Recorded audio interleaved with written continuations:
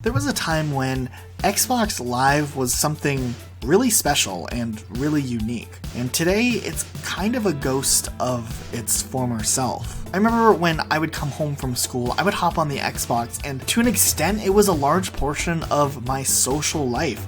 I had so many friends that I had met in various game lobbies of Halo 3 and Call of Duty World at War and Call of Duty 4 and Modern Warfare 2 that really kind of changed the landscape of gaming. It added this whole new side of gaming that players hadn't really seen before, cooperative or competitive dialogue, which was really cool. And while it started in Halo 2, it really branched out of just a single game during these heyday years of the Xbox 360's Xbox Live.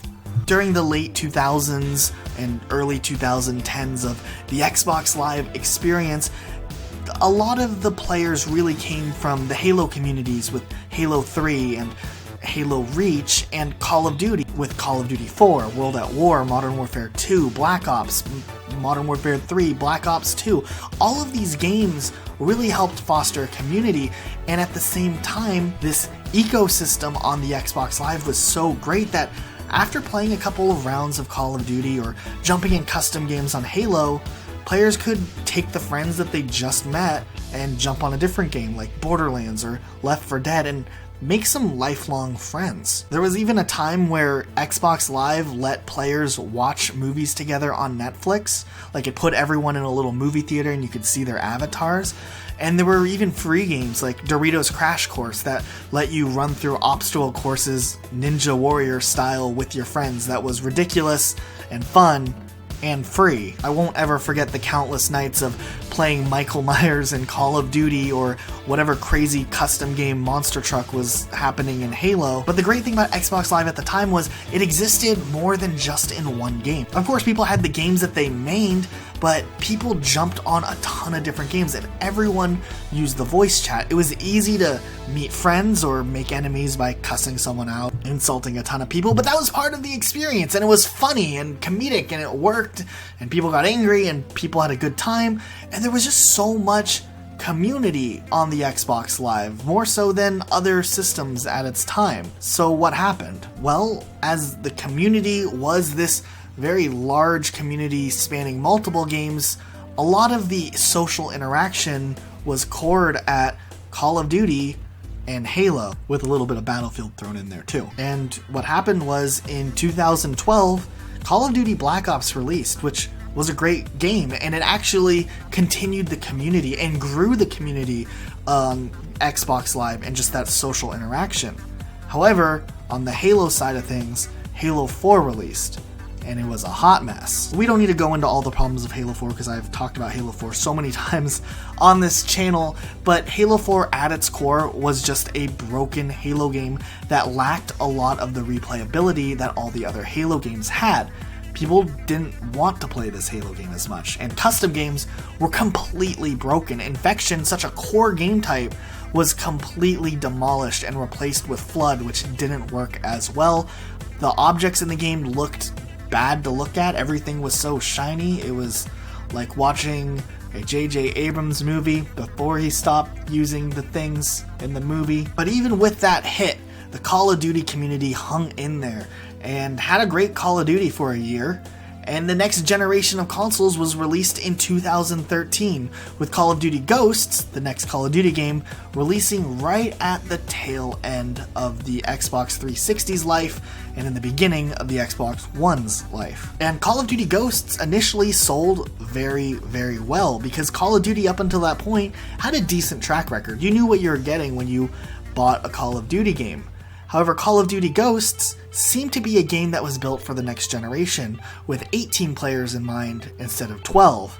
However, for whatever reason, Activision decided to scale the amount of players back to play it safe without changing any of the maps, which led to massive maps without any type of lane control that really broke the fundamental values of Call of Duty that made it work. While there were still communities of people talking and playing, a lot of the Call of Duty fanbase kind of fell off and stopped caring about Call of Duty. At the same time the Xbox One launched, And if you remember correctly from earlier that year at E3, Xbox really de-emphasized gaming overall. They focused more on entertainment, announcing TV channels and linking it up to your cable box and being able to watch a Halo TV series that still hasn't happened yet directly on your Xbox One. They really didn't seem to focus on gaming, and when the Xbox One came out, the interface kind of reflected that. The Xbox dashboard was so clunky compared to the smooth and fluid motions of the Xbox 360.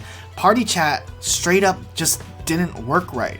I remember playing the day that I got my Xbox One with my friend, and we had to turn on our Xbox 360s to talk and party chat to each other and then switch the channels over to the Xbox One because the party system didn't work on the Xbox One. For a long time it was like this. On top of that, the games that released at launch were okay. Battlefield 4 was extremely broken at launch. And ultimately, I found myself abandoning the Xbox One to play Call of Duty Ghosts on the Xbox 360 because that's where the community still was at, what was left of the community, because when Advanced Warfare came out the next year, people really lost interest. Besides the fact that Activision changed the deal with Call of Duty exclusive stuff, switching over to the PlayStation 4, a lot of the Call of Duty fan base split up between going to the Xbox and PlayStation, and the community really suffered. And there hadn't been a good Halo in a while, and that was also a major factor in what was going on the Xbox One.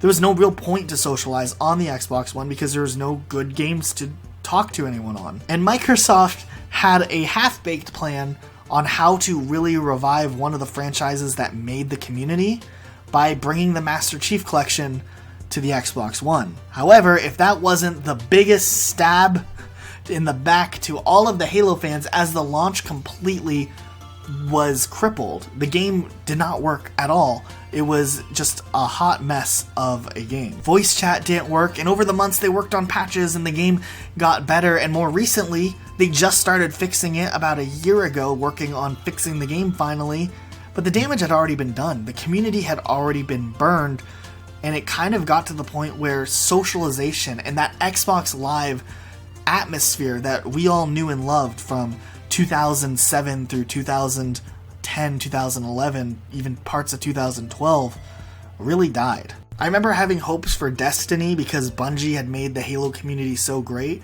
and Destiny wasn't a bad game, but it didn't have the social community in the same way that Halo did. It didn't have the custom games and the Forge and just the general interaction. It had focused interaction, and we'll get more into that in a second, but it wasn't the same Bungie and the same franchise that we were hoping for, especially if it was something that was going to revive the social aspects of Xbox Live. While things haven't been awful as far as online gaming goes and social interactions in gaming goes, there's still a lot of people who use voice chat on games like Fortnite or Rainbow Six Siege. But while voice communications and that socialization is still great in games, it's very isolated to whatever game you're playing. You're not going to make friends in Fortnite who are going to jump and play Call of Duty with you. It's just really not the same way it used to be, where you would add a friend and they'd play everything with you. You kind of have to get lucky when whatever you get and whoever you get in whatever game you're playing. When you play a game like Fortnite, you're limited to only really meeting 3 other people on mic, where when you played Halo, you could meet up to 17 people if you're in a good custom game lobby. Let alone the glory days of all of the different clans, recruiting people, and gaming communities that existed back then. That was really unique too, that pretty much just don't exist today. I don't think that there'll ever be a community as fun and as strong as the Xbox Live days that we've talked about in this video. If it did ever come back, it would be amazing.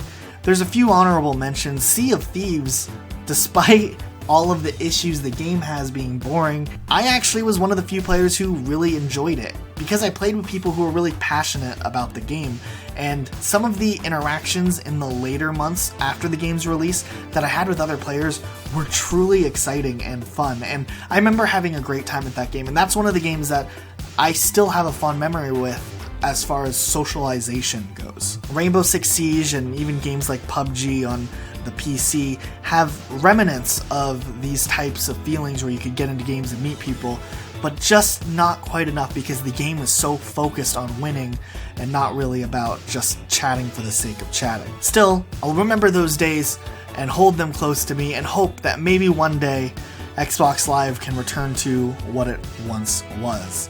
But in the next generation of consoles, Microsoft's really going to have to pull out all of the stops. I will soon experience complete oneness with an interconnected global community of game warriors.